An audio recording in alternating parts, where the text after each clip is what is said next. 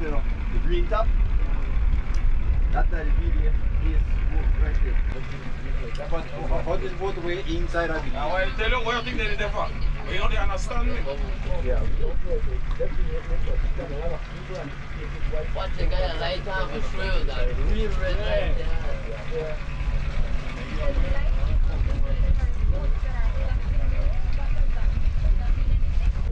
Well, today, as you know, it's 1 year today since the 37 Belizeans were captured or detained or held hostage by the Guatemalan military.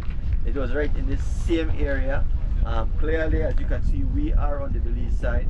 So today we can't let that go.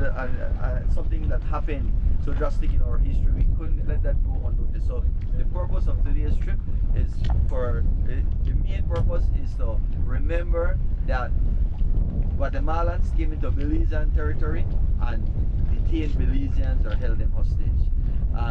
We also wanted to make this trip today to continue the highlights of the illegal fishing that continues to take place in this area. I know that the weather isn't the best fishing weather today, so we're not seeing as much illegal fishing as we would usually see. But that's a part of it too. If you could see some of the branches in the water, what's happening now that they are cutting down mangrove to put in the water as like fish shade, so that it could attract more fish, because the fish population in this area is getting depleted. Okay, are you disappointed about the turnout? You only have like a visiting couple from New York as part of their entourage? Well, yeah, definitely. But again, it is what it is. We can't let it go unnoticed. The weather, as you can see, is like freezing out here, so I'm sure that has something to do with it. Plus, the government was very effective when they put out their statement scaring Belizeans to come, and with good reasons. As you could see, the amount of Guatemalan armed force support that's right there. It's human nature. People will be afraid of the Guatemalan armed forces, and you know, I think a lot of them, I'm sure, when they see what's happening out here today, they would have, they will be glad that they didn't really come to, you know, to get involved with this. Explain to us what you see out here. Okay, what's going on out here? As you could see, there's like 5 Guatemalan military boats. They don't only have 1 or 2 people on it. Some of these boats have 10, 15 people on it. You could like point the cameras there, and you could see the amount of Guatemalan military there. So of course, you know, human being, human nature, it's very intimidating, and they're doing that. As you could see, we were pushing our boat towards our military outpost or towards our military camp, and you could see that the minute we try getting into it, they're blocking us clearly inside Belize waters again. So I mean, right now, as a Belizean, we cannot even access our own military base without having to check in with the Guatemalans, and I just find that it is very, very disappointing that, you know, this is existing today, and I don't know what we as a people or a government is going to do about it. But clearly, I mean, that's a violation of not only our own Belizean regulations, but international law as well. Are you planning to pursue and push forward? They will stop you or allow you in Belizean waters?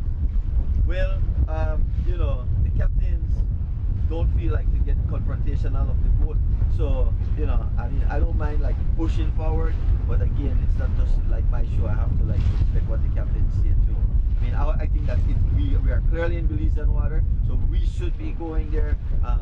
Of course, the captains feel a different way when they see all that military.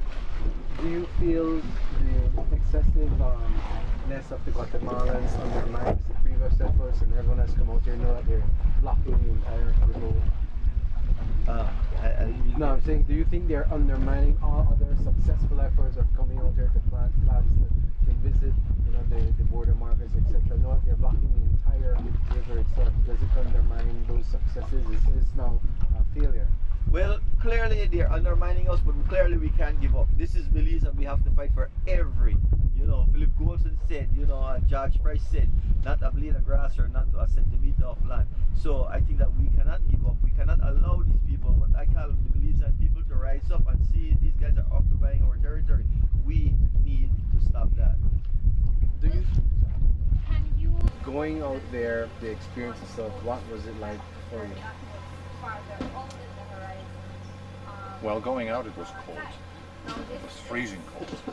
But as we were there, it became very clear that yes, there clearly is kind of a blockade of the river. There are 4 military boats that stop here to go onto the river. And if I were Belizean, I would be a little bit concerned about that. After all, this is how Ukraine lost the Crimea. And so you got to be a little bit careful. What was the experience like for you seeing the Guatemalan boats out there? Well, I think it's frightening. I've always wanted to go up to Sarstoon, and I know that half of it does belong to Belize, or I don't know where the borders are exactly. I was interested in seeing that.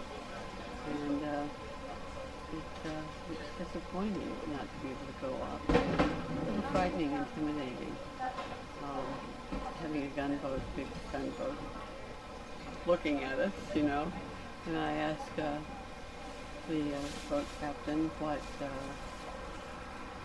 how far they could shoot, and he told me a couple of miles. I thought, boy, this is serious. This is, it's not, I think they are very threatening. And I think it's something to be concerned about because we do have limited natural resources.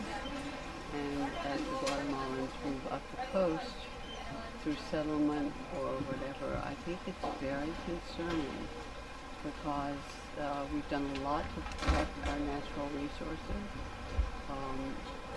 Denise and I have both been very directly involved in that, and it's concerning. Okay. Thank you very much. I appreciate that.